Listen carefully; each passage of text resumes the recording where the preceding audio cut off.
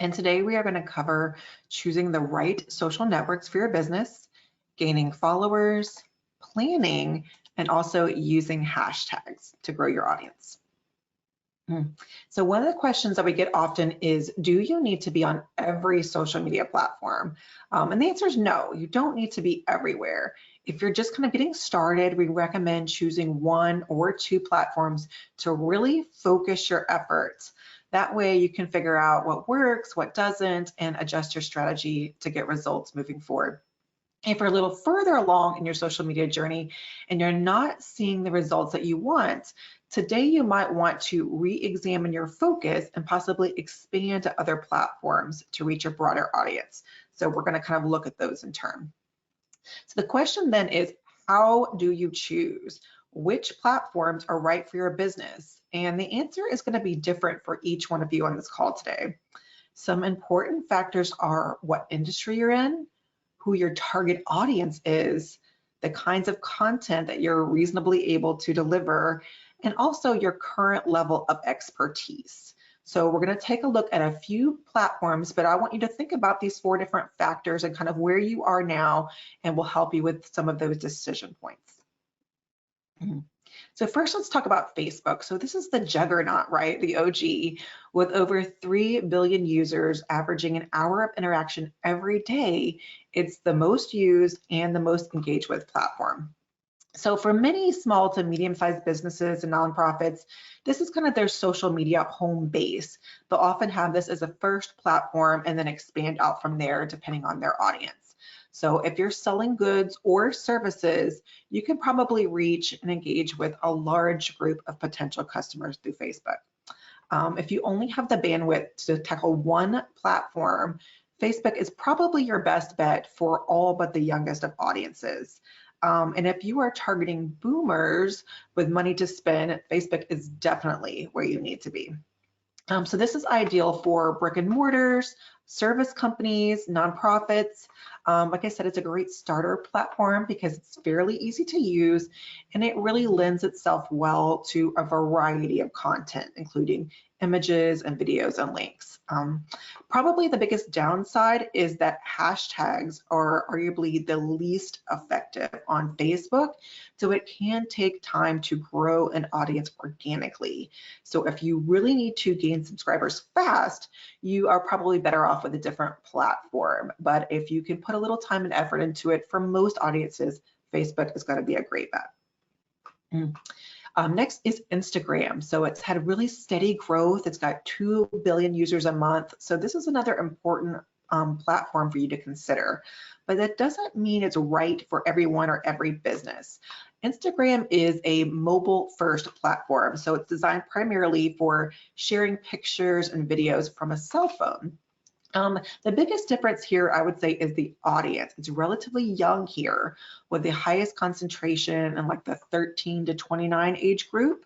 So if you are looking to reach millennials or younger, you should definitely give Instagram a consideration. Many of them do not and have never had Facebook. So if you're trying to reach people under 30, you really want to look to Instagram. Also consider your industry. Because of it being mobile first, Instagram is a highly visual platform. So it makes it ideal for organizations with a visual story to tell. So things like bakeries, coffee shops, art museums, independent retailers, anything that can have beautiful images. So not so great for morticians, but perfect for travel agents, you know what I mean? Oftentimes there is a case where you might have both a primary and secondary audience, and you might want to use both Facebook and Instagram together. So I'll give you an example. We had a client that was a regional youth sports program, and so we would use Instagram to reach the tween and teenage athletes, and then Facebook to reach their little soccer moms in their 40s who are going to be the ones to sign them up. So using both platforms together, we were really able to reach both audiences. The good news is that both Facebook and Instagram are owned by the same company, Meta, and they share a same platform, the Meta Business Suite. So it's really easy to cross promote content between the two. So if you feel like maybe you have Facebook and you want to expand to another platform, for some of you, Instagram is going to be a great choice if you have a visual story to tell and are looking for a slightly younger audience. One platform you might be using personally, but perhaps haven't considered for your business is LinkedIn. You can have a business page in addition to your personal profile. So LinkedIn is this professionally driven social network. And unlike the other platforms, the networks here are based on who you know and what you know rather than like your personal interests. In terms of audience, it's most popular with well-educated, high-income earners of both sexes. The largest age group is like the 46 to 55 crowd, but millennials do make up a quarter of users. So if you're thinking demographics, I would say it's education over age here in terms of those users. This is a platform, rather than showing, this is where you want to establish your expertise in your industry. So it's great for networking and lead generation, sharing articles. You can even do a newsletter on LinkedIn. It's extremely successful with B2B, business-to-business companies. But also consider it if you are a service-based company, a nonprofit, even in high-end goods can really find a great platform with LinkedIn. And others, I'm not going to go into too much detail, but depending on what industry you're in, there's some other ones you might want to consider. Twitter is good if you're news-based, education, anything very fast-moving. Pinterest is sort of especially niche. So like Instagram, it's highly visual and very product-focused, and it's a very female-heavy audience. More than 80% are women. So if you're selling any kind of products, services to women, that is definitely something to give a consideration. Anything to do with food or making can find a great home there. YouTube is another great platform and is often a second platform for business because this is where people are actively looking. They're using it like a search engine and watching 1 billion hours of videos every day. So people are going there not just to be informed and entertained with funny cat videos, but also to help them make purchasing decisions. Over 90% of people have said they learned about a new brand or product on YouTube. So it's great for demonstrative videos, product demos, how-tos. Those can be a great supplement to the other platforms they're using. And you can also put videos there and then share them on your website, put them in your newsletter. So it works really well with the other kinds of marketing that you might be doing. I'll also quickly touch on a couple that are super important to a younger demographic. So Snapchat, if you have teens, you know all about this. It's really the one to watch. It's the #1 choice of teens, capturing more than 1/3 of the market. So even if you're not active on Snapchat, it's great for trend spotting in your industry. So you might want to check that out. And then of course there's TikTok. Don't let anyone tell you a trend. They have more than 1 million users and they are absolutely dedicated. They rack up like 20 hours of views a month. So if you're targeting Gen Z, so like a 12 to 26-year-old crowd, you would want to give this serious consideration. And we're going to move on a little bit, but if you have questions about platform-specific things for your business or industry, you can ask at the end, or we'll give you our contact information and we'll be happy to sort of help point you in the right direction. But before we move on, I wanted to say also, you need to consider the time and the energy that your organization has to spend on social media. So a few examples here from one of our clients, an executive recruiter, and you can see how we have a cohesive look and feel across all these different platforms, but we're typically posting a little bit different content, each with its own unique captions and hashtags across different platforms. So you probably are not going to be successful if you're trying to take one piece of content and slap it up in 4 different places. So consider that when you are thinking about expanding. The bottom line is you don't need to be everywhere. If you can choose a couple platforms to really focus your effort, you want to meet people where they are. So really think about who is my best customer, what age are they, what industry are they, what kind of information do they want from me, and try to meet them on the platform where they already are instead of trying to draw them to you on the platform where you want to be. So once you've decided on the right platforms, or maybe you're going to expand, the next step is trying to grow your following. If you're spending time posting and tweeting and no one's out there listening, you're really just speaking into the abyss and not using it effectively to grow your business. So first, you're going to give your accounts a good self-check, right? Look at them through fresh eyes. Users typically have to go to your profile to follow you, so it's essential that it's optimized. You want a username that's search friendly. Make sure your profile image is high quality and easily recognizable. So this is typically a square or round version of your logo. Unless you're an influencer, you probably are not going to use a picture of your face. The one maybe exception is like realtors, but most other people, a logo. Make sure that your bio is very strong. It needs to make a good first impression. On Instagram, that bio is only 150 characters, so it really has to be succinct and impactful. Tell them what you do and why you are the best. And make sure that people can find you online and on land. So if you're not sure what makes a good profile, if you kind of set it up once 2 years ago and haven't looked at it since, go look at your competitors and even check out some of the big brands, Target, Disney, all those, for inspiration about how you can make your profile better. And before we talk about other ways to gain followers, Katrine, I know you had some thoughts on paying for followers. Yeah, because I just got another email the other day where there was this offer of getting 100 new followers to our Instagram account for $20. And that seems to be a quick way and inexpensive way to gain followers, but be aware what's happening. Most likely the new followers are not going to be real. They might be bots out somewhere, or accounts that are not used, or used accounts that are only set up to fill those 1,000 spots. And what you're really looking for when you get your followers is interaction. If they don't interact and react to what you are posting by liking, asking questions, sharing, then there is not good content anyway. But the more interaction you get, the more your posts are going to be pushed up in the algorithm. And the last part is that all of the different platforms are keeping an eye on, oh, suddenly there are 1,000 more. Why is that happening?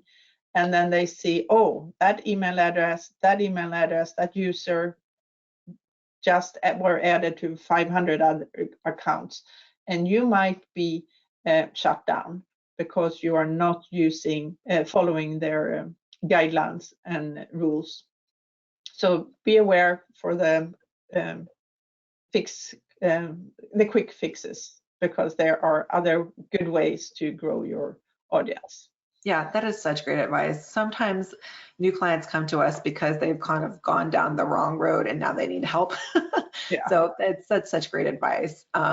So once you have your profile optimized, like we just talked about, we gave you the self-check, make sure that you are cross-promoting across your social media accounts, because this is an easy and free way to use the tools that you already have at your disposal to help grow your following. You want to make it easy for people to follow you by having links to your socials on your website, your blog, even in your email signature. Those are sort of passive ways to cross-promote it. But you also want to actively ask the customer, leads, donors, and volunteers that you work with. Ask your LinkedIn connections to follow you on Instagram and vice versa. If you are a brick and mortar, you can put up a sign right by the register with a QR code and train your employees to mention it. Maybe you offer a little something in exchange. If you're a nonprofit, put up a banner at your fundraising events and add it to your talking points. And if you're using email marketing, which we hope that you are, you should definitely include a blurb asking those contacts to follow you on social media for more great information. And of course, you can also attract followers, so new eyes, people that you are not already having a relationship with, by posting high quality content. So remember that most of the social media platforms are highly visual. Twitter is kind of the exception, but the majority of users are going to be viewing content on their tiny little cell phone, right? So your posts need to be bold and eye-catching, even at 3 inches. To gain followers, your page also has to be active. So that means you're posting consistently.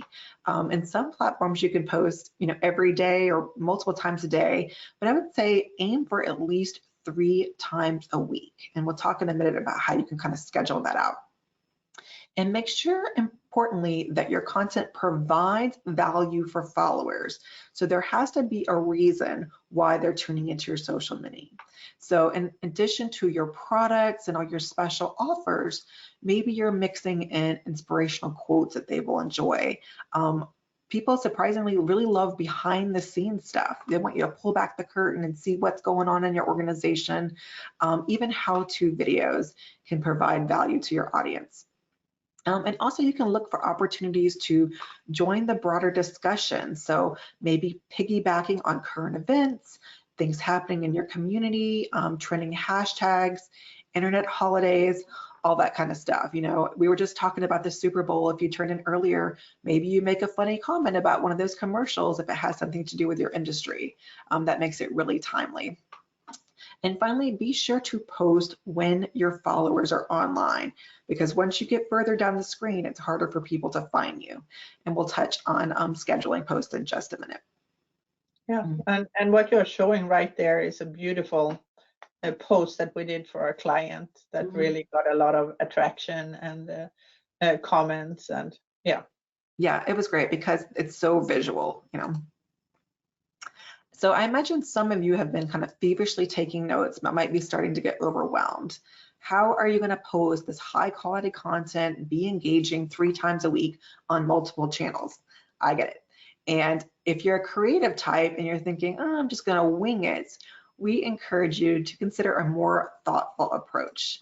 Intentional social media is effective social media. So just throwing it up on your social kind of when you think about it, when you're feeling inspired, or frankly, just when you have time, is not the key to success. When you're intentional about what, when, and how you post, you're going to make your marketing efforts more effective. And because we're going to show you how to kind of batch your work, you can also be more efficient and save yourself a lot of time and effort in the long run. So how do we do that? We kind of have a 3-step process that we use for ourselves and for all our clients. The first is to create an editorial calendar. So this is something that we do on an annual basis, once a year, to align your marketing goals with your business goals. So think of it as kind of a year at a glance.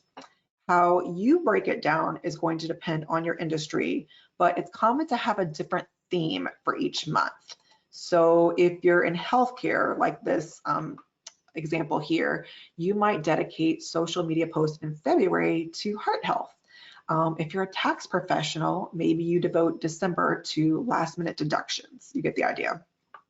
But even if your business isn't seasonal, it's still helpful to choose to focus on one service or one line of products each month. And that's going to help you kind of know what to post and make it cohesive. So if you are a local brick and mortar, let's say you own a bicycle shop, maybe you decide to focus on beach cruisers and bike carriers in May when people are planning their summer vacations. And then in December, that you focus on children's bikes for the holidays. However you're organizing it, having these content areas of focus for the entire year planned out is a really helpful way to make sure that the most important things get your time and is a good key to social media success. So after you do that, each month you're going to put together a monthly content calendar. So this is the nitty-gritty, talking about each individual post on each platform. So this is a quick one I did using Google Calendar, but you can use any format you like. So we like to start with the time-sensitive content. So anything that's tied to a holiday, an event, a sale, a promotion. And then we're gonna refer back to our editorial calendar. So once we fill in all that time-sensitive content, we are going to fill in around it with stuff that's evergreen, meaning that it's not tied to any particular date. So these can be inspirational quotes, employee spotlights are nice to put in between there, behind the scenes photos, things like that that you could be posting at any time to kind of keep your content going. All right. And once you have your content calendar, then you can start scheduling your posts in advance. And that's where the real time savings is going to come in. And plus, it just makes sure it gets done. So there are a number of different resources that you can use. So I told you before that Facebook and Instagram are both owned by Meta. So if you're using either or both of those, you can use something called the Meta Business Suite. It's a free resource that allows you to schedule posts in advance across one or both platforms. So that's really time saving. If you use Constant Contact for your email marketing, it also has integrated functions for emails and newsletters and social media. So if you're already using that, I think it makes a lot of sense to also use it to post your social media. That way you have everything all in one place and you can see and plan out all your marketing efforts. Yeah. If neither one of those apply to you, then you can use a paid tool. Katrine, did you want to add something? No, I was just going to say with Constant Contact, with that you can also include your emails, and especially if you send more than one email a month, then it's really important to know exactly where they come compare with your social media posts. Yeah, absolutely. That's a great point. And if neither of those apply to you, or if you are using multiple platforms, then it's probably time to consider a paid tool like Buffer or Hootsuite. So keep in mind that all of these tools allow you to delete or reschedule posts. So if something changes or if something more timely and urgent comes up, you still have the flexibility to be spontaneous. But if you can plan it out and then post all your social media for the entire month in one sitting, you are going to see such great results because it's getting done and it's going to be timely. And finally, my favorite topic, hashtags. So hashtags are the card catalogs of the digital age, the way that we group and identify content. So just a little one-on-one, the hashtag is a word or phrase preceded by the pound symbol. It was first used in just 2007 by somebody suggesting that Twitter users use it as a way to group related content together. And this is the first ever tweet, by the way. On social media now, it serves as an indication both to the users and the algorithm that pieces of content relate to a specific topic. And the magic of hashtags is that they make your content discoverable. So that helps you reach more people, brand new eyes who are not already connected to your brand, and they are effective on a variety of social media platforms. So some basics. Hashtags are always preceded by the pound symbol. You can use any combinations of letters, words, numbers, but it will not work if you use spaces, punctuation, or symbol. Hashtags are not case sensitive, so you can use upper or lower case. And note that hashtags are different from tagging another person or another account, which is done using the @ symbol. So for the example you see here, we use the hashtag breast cancer awareness so that anybody looking at breast cancer awareness posts could find this because it puts it with related topics. If we had been partnering with, say, the National Breast Cancer Foundation, we also could have used the @ symbol to tag that organization in their page. So hashtags, tagging, two separate things, but you can use both together. And it's important to know that they are not unique in such a way that you can get your own hashtag and no one else can use it. So it's super important to look and see whatever hashtag you're going to use, you need to see who else is using it so you don't get the wrong audience or show up in the wrong places. Yeah, especially if you're using acronyms, which I do not recommend. Somebody in another industry might be using that same acronym, and sometimes it's not something you want to be associated with. So definitely research your hashtags. So there's a lot of reasons to use them, but the one you're most likely interested in is connecting with new followers. So on social media, people can not only follow friends and businesses, but they can actually follow specific hashtags as well. So here's an example from one of our clients, Waves for Power. They produce green energy from ocean waves. You probably are not following them on Instagram, but if you were interested in renewable energy and you happen to follow hashtag green energy or hashtag clean energy, then you would have seen this post in your feed. So that's a way that you can get it to fresh eyes and grow your audience. It's a great way to organically expand your reach without having to constantly invest advertising dollars. So I won't spend too much time on this, but I wanted to say about different kinds of hashtags. Let's say you're in the wedding industry, so you might want to use the hashtag wedding, which is great because it has 214 million posts, but sometimes it's too popular and then you're the small fish in the big pond and no one's ever going to see your post.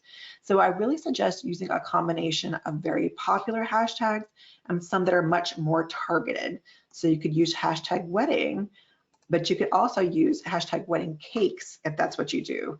And if you were in the Seattle area, you could use hashtag Seattle wedding cakes, which only has about 3,000 posts, but those are the 3,000 that you definitely want to be in front of. So using a combination of these really big ones and some that are much more targeted to what you do is going to give you the best results. And finally, I know you're thinking, how do I find these hashtags? Is there like a list somewhere? Can I just make them up? To find the hashtags that are relevant to your brand, your industry, and your audience, you have to do a little research. And the best place to start is by monitoring your competition. So go over there and take a look. What hashtags are they using? Like Katrine said, no one owns them. Everybody can use hashtags because it's just a way to group related content together. You also want to explore hashtag recommendations. So each of the social media platforms is pretty good now about giving you suggestions. So what you see here, if I start typing one hashtag on Facebook, it's going to show me other ones that are related. So that's a good way if you're new to it to start kind of find new hashtags to begin using. And also you just want to keep track of them. So keep yourself a little Excel spreadsheet so you can see which hashtags have I been using and which have been the most effective. And finally, make sure you're not just copying and pasting and using the exact same hashtags every time. The social media algorithm, they're onto this, right? So if you use the same ones every time, then your content looks spammy and they're going to flag you. So make sure you're, using popular ones that have been successful to you, but don't just copy and paste the same 15 exact hashtags every time. You want to make sure they're relevant to this specific post, this specific piece of content. And with that, we're going to take some of your questions. All right. And you can just type them right there in the box. We'll wait just a minute. If you have questions about using different platforms, if you have questions about hashtags, about the planning process. And I see that we have one about Twitter because I didn't go in that depth. So what kind of audience is best for Twitter? Okay, so Twitter is a tough one. It's a good question. I would say Twitter is great for anything that is time sensitive. So education, news, those kind of industries can do really well on Twitter.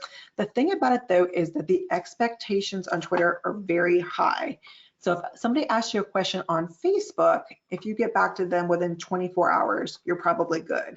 Not the same thing with Twitter. They're expecting you to get back to them within an hour. So if you're going to use Twitter, first it skews a little male, a little more educated. So make sure that's the right audience for you, but also make sure that you have the time to devote to it because there is a high customer service expectation that you're going to be getting back quickly on Twitter.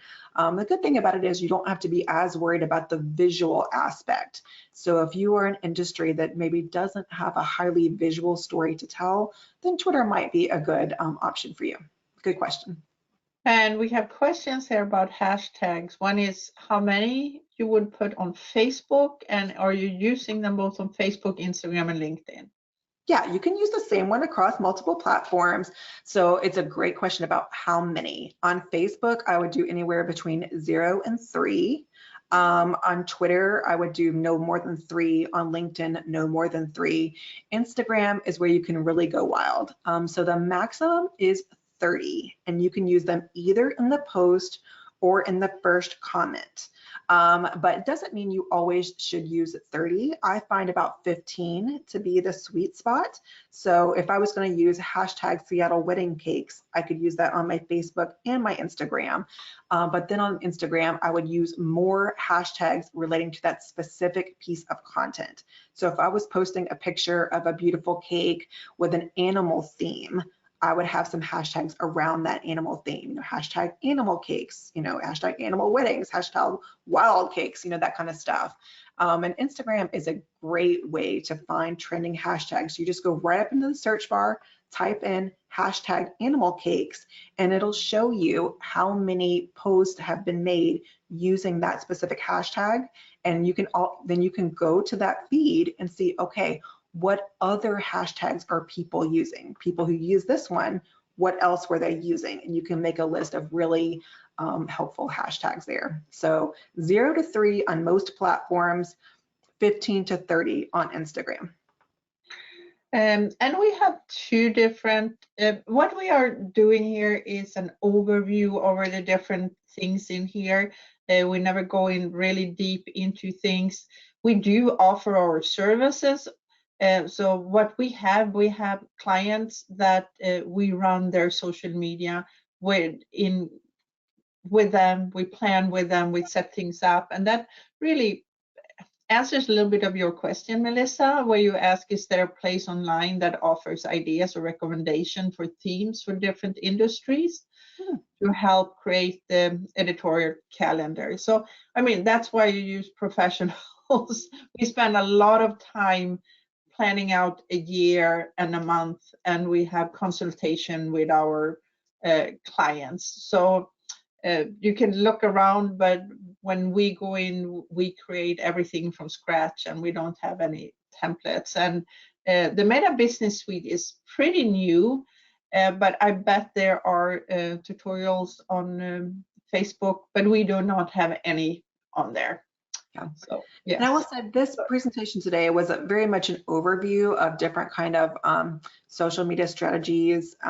But if you go to our YouTube channel, Easy Marketing, spelled EZY, you're going to find more focused YouTube videos that we've made about social media. There's a whole series of, I think, 7 or 8 of them. So there's a whole 30 minutes just on hashtags, and there's a whole 30 minutes just on the planning process. So if you have more questions about, some of those topics, I encourage you to go look at those. But we're going to give you our contact information, and feel free to call us, and we'll see if we can help point you in the right direction. Yeah, and all of this, you're going to get a follow-up email here with a video in about an hour and a half.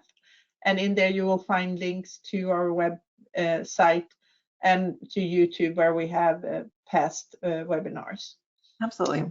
And we do this every month. So these are our upcoming workshops. In that follow-up email, there'll be a link to register. They're always free. We love doing this with you. So we're going to switch focus and talk a little bit about email marketing, which is a great complement to your social media. They work so well together. So we hope that you can join us for that. And then here is our contact information. We love hearing from you. Feel free to send us feedback, questions, and we really enjoyed having you here today.